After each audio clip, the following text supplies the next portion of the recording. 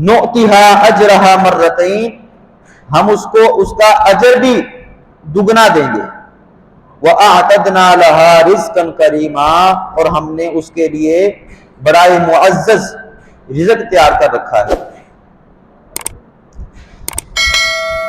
یہ امہات المؤمنین رضی اللہ تعالی عنہن ہماری مائیں، جو کہ امت کے لیے ایک آئیڈیل نمونہ ہے۔ جس طرح نبی علیہ الصلوۃ والسلام رسول ہیں تمام امت کے اور اس کے لیے آئیڈیل نمونہ ہے، اسی طرح آپ علیہ السلام کی بیویاں بھی امت کی عورتوں کے لیے آئیڈیل اور نمونہ ہیں۔ اگر ہم احکام و مسائل کو دیکھیں تو ہمیں پتہ چلتا ہے شریعت اسلام کے 50% سے زائد احکام و مسائل امہات المؤمنین رضی اللہ تعالیٰ عنہ سے ملتے ہیں ہمیں۔ ان کو چند نصیحتیں کی جا رہی ہیں کہ اے بیویو، نبی علیہ السلام کی بیویو، تم میں سے کوئی اگر فحش کلامی یا ایذاء یا نبی علیہ السلام سے کچھ بے ادبی کے حد تک کوئی بات تم میں سے سرزد ہو جائے تو اللہ تعالیٰ اس کا عذاب، اس کی سزا تم میں دگنا کرے گا، دگنی تمہیں سزا ملے گی، کیونکہ جس کا مقام و مرتبہ، اس کی منزلت زیادہ ہوتی ہے، اس کو سزا بھی پھر اسی حساب سے ملتی ہے۔ ایک کام، ایک گناہ ہے جو آپ عام دنوں میں کرتے ہیں، اور ایک گناہ کا کام ہے جو آپ رمضان مبارک میں کرتے ہیں، فرق ہے نا ان میں۔ جس طرح کہ کوئی نیکی کا کام رمضان میں کرنے کی اس کی فضیلت زیادہ ہے، اسی طرح کوئی گناہ کا کام رمضان مبارک کے مہینے میں یا حرمت والے مہینوں میں گناہ کا کام کرنے کی سزا بھی اور عذاب بھی زیادہ ہے۔ اسی طرح نبی علیہ الصلوۃ والسلام کی جو بیویاں ہیں ان کا مقام و مرتبہ بہت بلند ہے۔ آگے آیت میں آ رہا ہے، اللہ تعالیٰ فرماتے ہیں کہ تم عام عورتوں جیسی نہیں ہو، ان کا مقام و مرتبہ اتنا زیادہ بلند ہے، اس لیے اگر ان سے کوئی غلطی سرزد ہوتی ہے تو ان کو سزا بھی دگنی ہوگی۔ جس طرح حضرت حسین رضی اللہ تعالیٰ کے بیٹے زین العابدین جن کو کہا جاتا ہے، یہ شیعوں کے جو 12 امام ہیں ان میں سے ایک امام تھے، ان سے کسی شخص نے کہا کہ آپ تو اہل بیت ہیں، آپ تو بخشے بخشائے ہیں، تو وہ غصے میں آ گئے۔ انہوں نے کہا اس کا کیا مطلب کہ ہم بخشے بخشائے ہیں؟ اگر ہمیں ثواب زیادہ ملتا ہے تو ہمیں گناہ بھی ڈبل ملتا ہے، ہم اہل بیت ہیں۔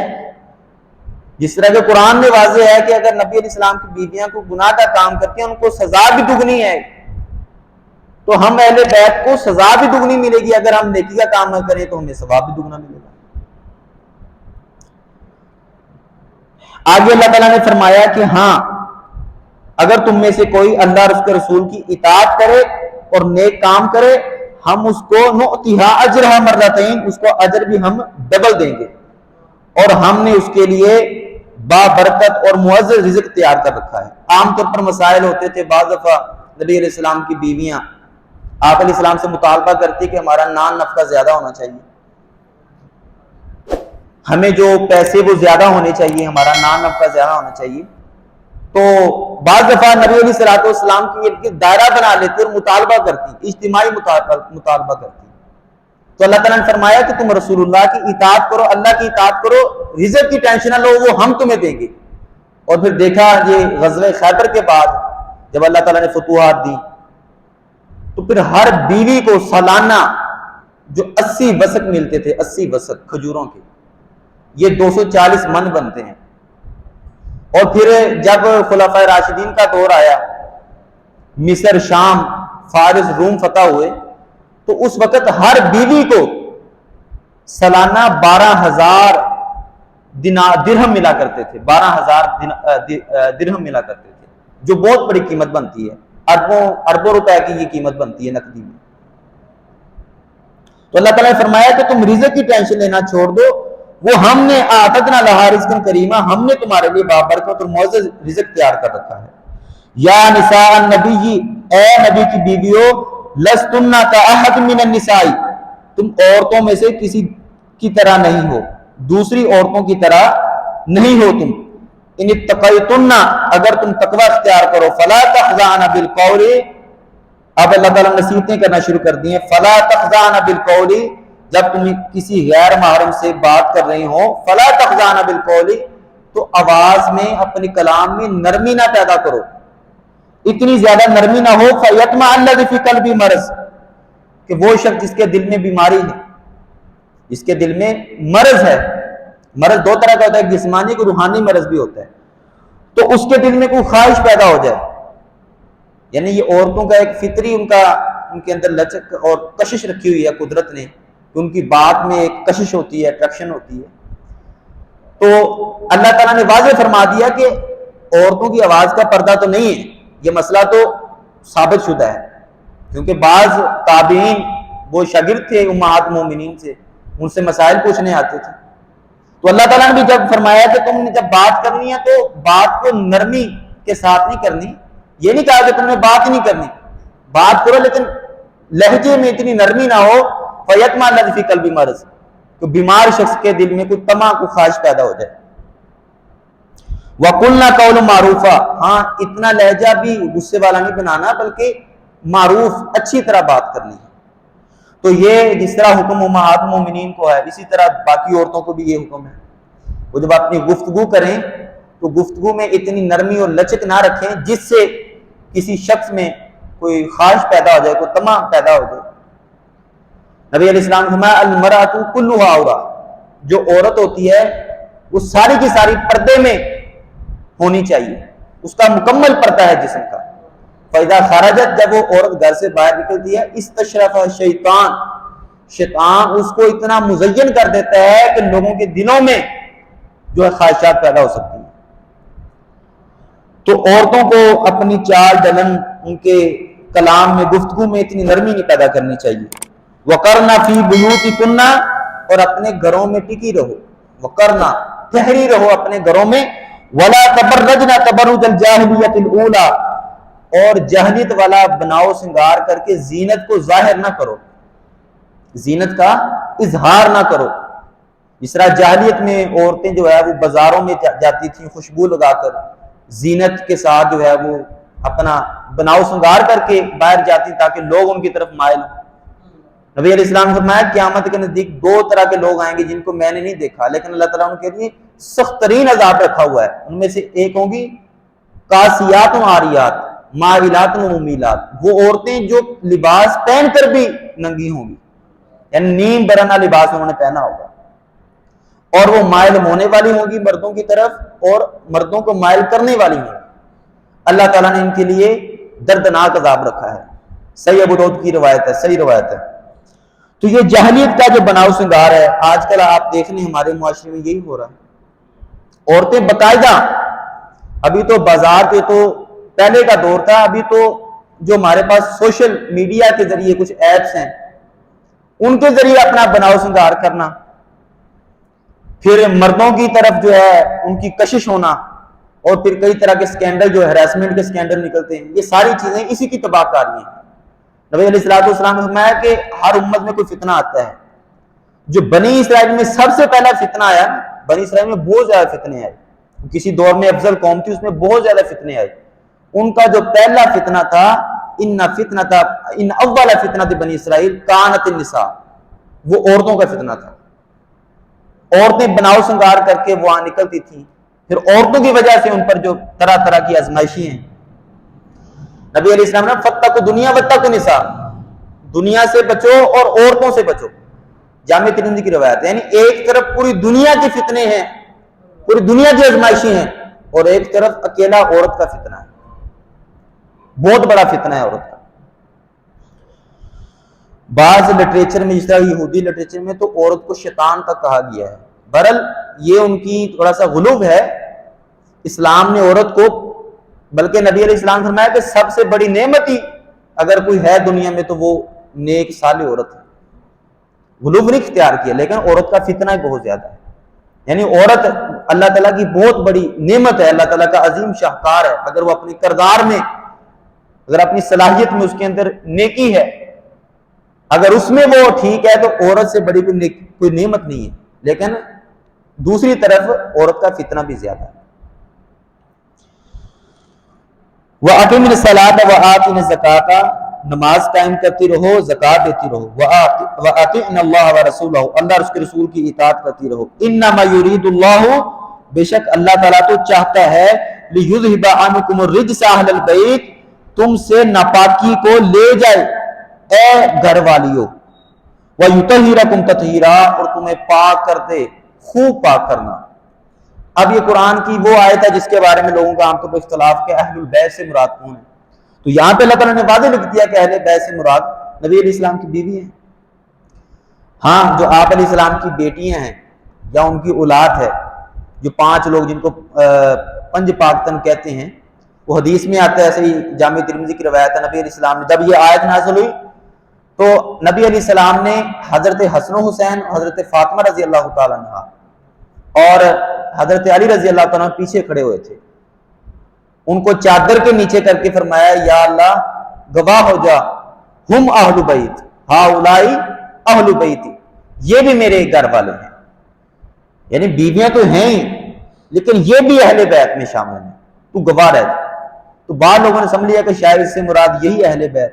نہیں، اہل بیت تو قرآن میں واضح فرما دیا سیاق و سباق سے کوئی پڑھ سکتا کہ یہ اللہ نبی علیہ السلام کی بیوی ہیں. لیکن نبی علیہ السلام نے حضرت حسن و حسین اور فاطمہ رضی اللہ تعالیٰ عنہ، حضرت علی رضی اللہ تعالیٰ عنہ کی شرف بخشنے کے لیے ان کو علیحدہ سے اپنی چادر کے نیچے کر کے فرمایا یا اللہ یہ بھی میرے اہل بیت ہیں. تو ہم ان کو بھی اہل بیت مانتے ہیں. وَاذْكُرْنَ مَا يُتْلَى فِي بُيُوتِكُنَّ مِنْ آيَاتِ اللَّهِ وَالْحِكْمَةِ اور یاد کرتی رہو جو تمہارے گھروں میں تلاوت کیا جاتا ہے اللہ تعالیٰ کی آیات میں سے اور حکمت میں سے. إِنَّ اللَّهَ كَانَ لَطِيفًا خَبِيرًا بے شک اللہ تعالیٰ بہت باریک بین اور خبر رکھنے والے ہیں. یعنی اچھی طرح یاد کر لو اے نبی کی بیویوں، اچھی طرح یاد کر لو جو تمہارے گھر میں وحی کی جاتی ہے، جو تلاوت کی جاتی ہے، قرآن اور احادیث شریعت کے احکام. کیوں؟ کیونکہ بعد میں نبی علیہ السلام کی وفات کے بعد تم نے عورتوں کی تربیت کرنی ہے، ان کو احکام و مسائل بتانے ہیں. اور میں نے پہلے آپ کو عرض کیا کہ شریعت کے 50% سے زیادہ احکام وہ امہات المومنین رضی اللہ تعالیٰ سے مروی ہیں. جو 6 احادیث کے راوی ہیں بڑے بڑے، ان میں سے 2 امہات المومنین بھی شامل ہیں، حضرت عائشہ رضی اللہ تعالیٰ عنہ اور حضرت ام سلمہ رضی اللہ تعالیٰ عنہ. تو بہرحال یہ نبی علیہ السلام کی بیویاں، انہوں نے واقعی حق بھی ادا کیا ان ساری چیزوں کا. آخری آیت ہے سورہ احزاب کی 40 نمبر آیت ہے. اللہ تعالیٰ فرماتے ہیں ما کان محمد ابا احد من رجالکم محمد تمہارے مردوں میں سے کسی کے باپ نہیں ہے، ولکن رسول اللہ لیکن یہ اللہ کے رسول ہیں، وخاتم النبیین اور نبیوں کے خاتم ہیں، یعنی کہ ان کے بعد کوئی نبی نہیں آئے گا. وکان اللہ بکل شیء علیما اور اللہ تعالیٰ ہر چیز کو بخوبی جاننے والا ہے. نبی علیہ السلام کے ایک آزاد کردہ غلام تھے زید بن حارثہ رضی اللہ تعالیٰ عنہ. یہ غلاموں میں سب سے پہلے اسلام لانے والے تھے. یہ واحد وہ صحابی ہیں جن کا نام صحابی ہیں جن کا نام اللہ تعالیٰ نے قرآن میں ذکر کیا.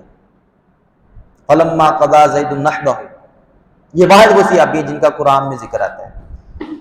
تو حضرت زینب رضی اللہ تعالیٰ عنہ جو نبی علیہ السلام کی پھوپھی ذات تھی، ان کا رشتہ نبی علیہ السلام نے حضرت زید رضی اللہ تعالیٰ عنہ کے ساتھ کروا دیا. اب چونکہ یہ ایک غلام تھے پہلے، آزاد ہو گئے بعد میں، اور وہ قریش کی ایک معزز خاندان کی خاتون تھی، تو اللہ تعالیٰ کی اطاعت میں آ کر نکاح تو ہو گیا، لیکن وہ جو ہم کفو ہوتا ہے، ہم سر ہونا ہوتا ہے، وہ معاملات صحیح طرح بنے نہیں. خیر آخر میں نوبت یہاں تک آ گئی کہ وہ ان کی طلاق ہو گئی. تو نبی علیہ السلام کو اللہ تعالیٰ نے حکم دیا کہ اے نبی آپ حضرت زینب رضی اللہ تعالیٰ عنہ کی دل جوئی کرنے کے لیے اب جو ہے آپ ان سے خود نکاح کر لیں. اب عرب میں یہ روایت تھی کہ جس کو منہ بولا بیٹا کہا جاتا ہے، متبنہ اڈاپٹ کر لیتے ہیں، وہ اس کو اس کے نام سے بھی پکارتے تھے. مطلب کہ زید کو زید بن محمد پکارا جاتا تھا، جس طرح کہ اللہ تعالیٰ نے واضح فرما دیا کہ اب جو ہے تم نے زید کو بن محمد نہیں کہنا بلکہ بن حارثہ کہنا. ان کے اصل جو اوریجنل باپ ہیں ان کی طرف نسبت کرنی ہے. اب عرب میں ایک روایت تھی کہ وہ متمنا جو منہ بولا بیٹا ہوتا ہے اس کے ساتھ نکاح نہیں ہو سکتا تھا، اس کو ہم محرم جو ہے رشتہ دار سمجھا جاتا تھا. تو نبی علیہ الصلوۃ والسلام کو جب اللہ تعالیٰ نے حکم دیا کہ آپ جو زید بن حارثہ کی متعلقہ ہیں حضرت زینب رضی اللہ تعالیٰ عنہ، ان سے شادی کر لیں، تو نبی علیہ الصلوۃ والسلام بڑے جھجکے کہ میں اپنے متبنہ کی جو کہ میری بہو ہے، مطلب لوگ اس کو بہو سمجھتے تھے، اس سے شادی کیسے کر سکتا ہوں؟ تو اللہ تعالیٰ نے واضح فرمایا، تلقین کی، 2 دفعہ فرمایا کہ اے نبی آپ صرف مجھ سے ڈریں، لوگوں سے نہ ڈریں، اور جو میں نے آپ کو حکم دیا وہ آپ بجا لائیں، آپ شادی کریں۔ نبی علیہ الصلوۃ والسلام کے بعد کوئی نبی نہیں آنا، خاتم النبی کی۔ تو اللہ تعالیٰ نے یہ روایت توڑنے کے لیے واضح فرمایا کہ اب تم زید بن حارثہ کی متعلقہ ساتھ شادی کرو تاکہ یہ روایت ٹوٹ جائے، جو متبنہ ہوتا ہے وہ حقیقی بیٹا ہوتا ہے، اور بعد والے آنے والے لوگوں کو بھی یہ پتہ لگ جائے کہ جو متبنہ ہے وہ حقیقی بیٹا نہیں، اس کی متعلقہ کے ساتھ شادی بھی کر سکتا ہے انسان۔ تو یہ واضح حکم ہوا، اور نبی علیہ الصلوۃ والسلام نے حضرت زینب رضی اللہ تعالیٰ سے شادی کر دی۔ اب اس میں ایک اور آیت کا حصہ ہے، وہ خاتم النبیین، یعنی کہ آپ علیہ السلام کے بعد کوئی نبی نہیں آیا۔ یہ قرآن کی وہ واحد آیت ہے جس میں واضح طور پر فرما دیا کہ نبی کے بعد کوئی رسول یا نبی نہیں آ سکتا۔ یعنی نبی تو ایک عام ہے نا، رسول تو آ ہی نہیں سکتا جب نبی نہیں آئے گا۔ رسول ایک خاص ہے، نبی ایک عام ہے۔ ہر نبی رسول ہوتا ہے لیکن ہر رسول نبی نہیں ہوتا۔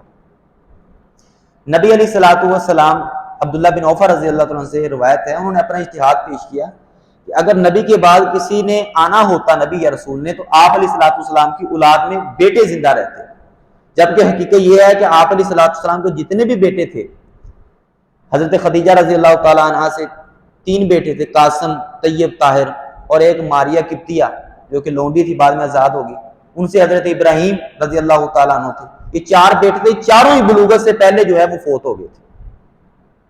پھر آپ کی جو 4 بیٹیاں ہیں، زینب، رقیہ، ام کلثوم اور فاطمہ، تو تینوں تو آپ علیہ السلام کی زندگی میں وفات پا گئی تھی، اور حضرت فاطمہ رضی اللہ تعالیٰ 6 ماہ بعد وفات پا گئی تھی۔